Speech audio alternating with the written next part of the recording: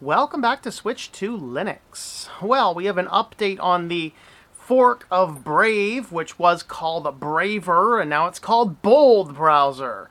So if you're looking for an alternative to Brave that has some similar functions, they have changed their name to Bold Browser instead. And let's go ahead and chat about why and see if you think this is a big deal or not a big deal. I'm on the fence on this. I really honestly am.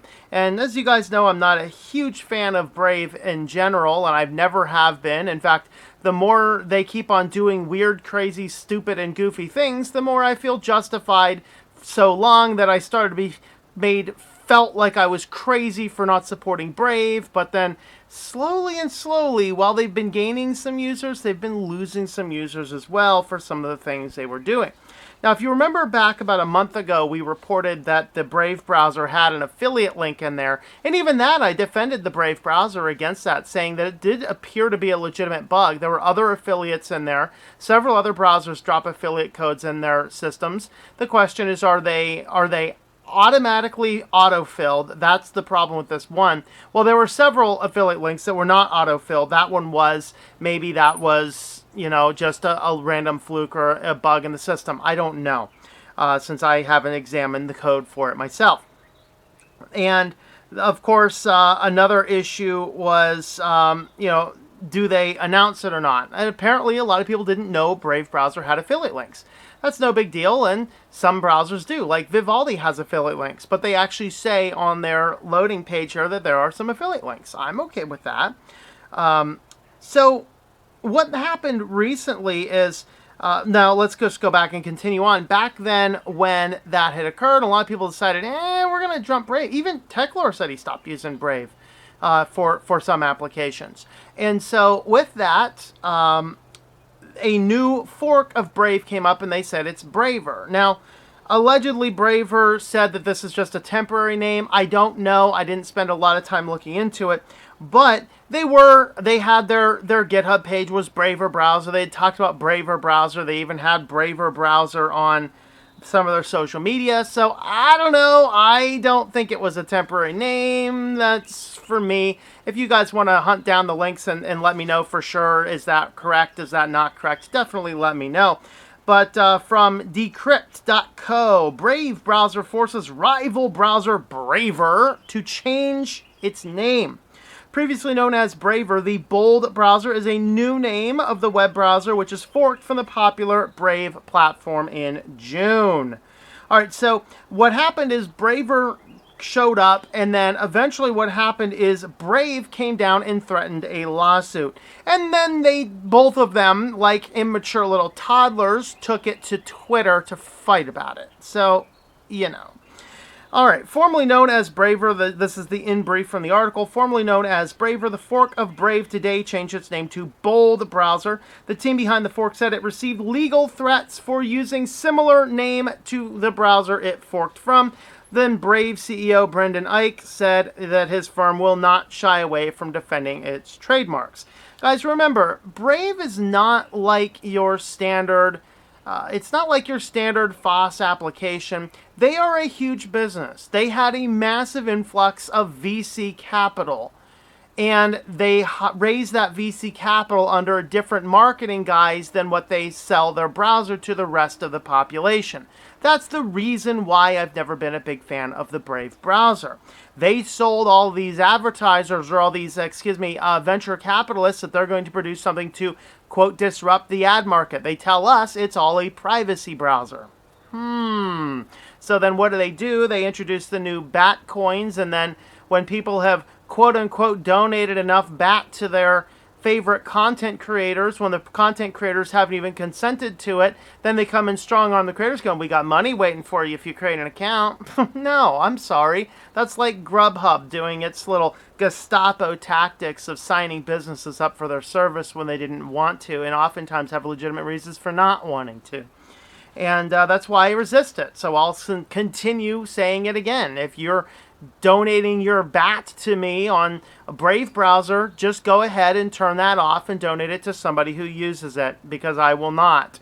I don't care how much money they say that I have accumulated in their system. I'm not one that is bought and sold very easily.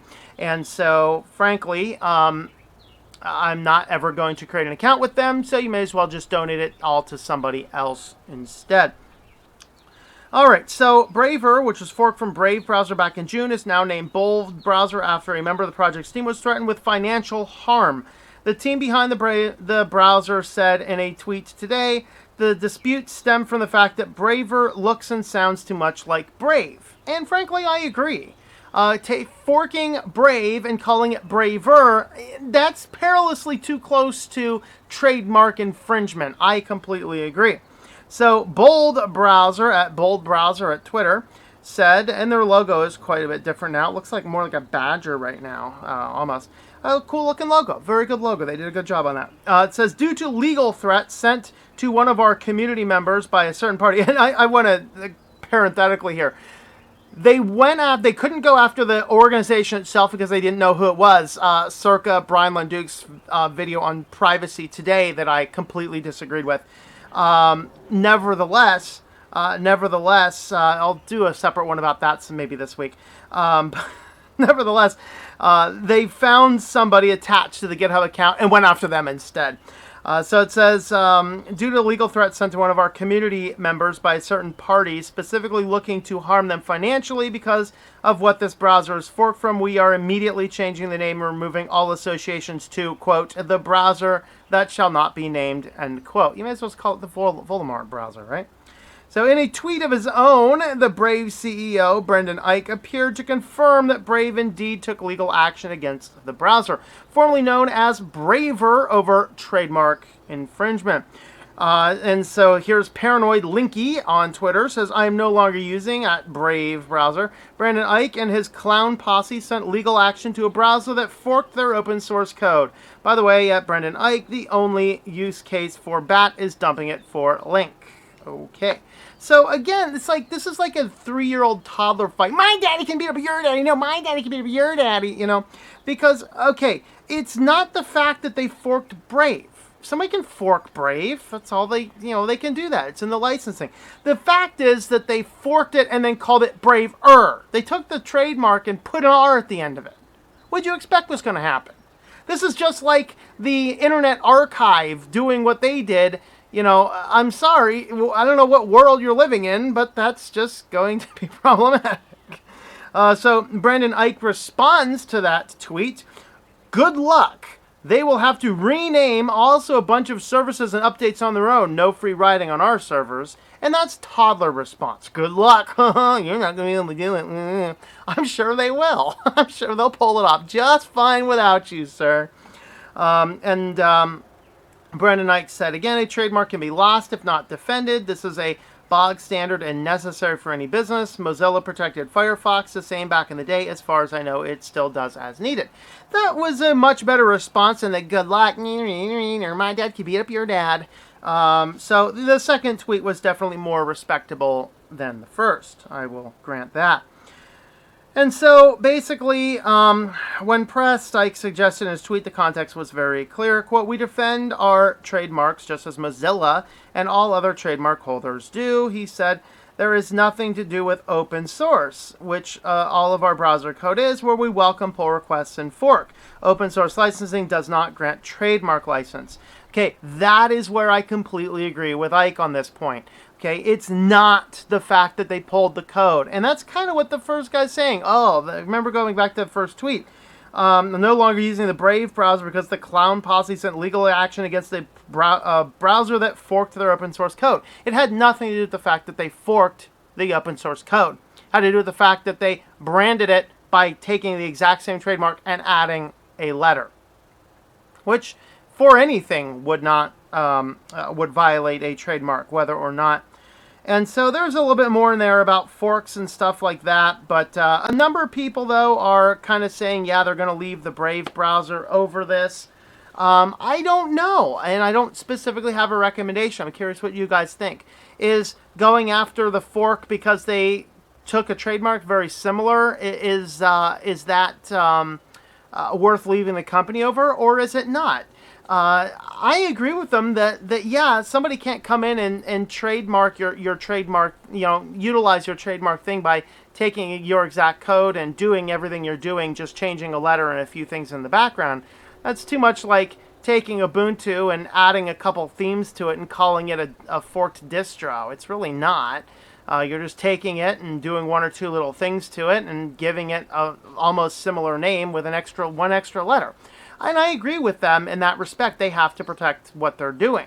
Is that if that was the only weird thing in the middle of Brave, that would not prevent me from using them. I just never really used them because they've done a lot of weird, crazy stuff like this. Because every big company backed by a bunch of VCs always does things like this, and that's why I will look for other alternatives first.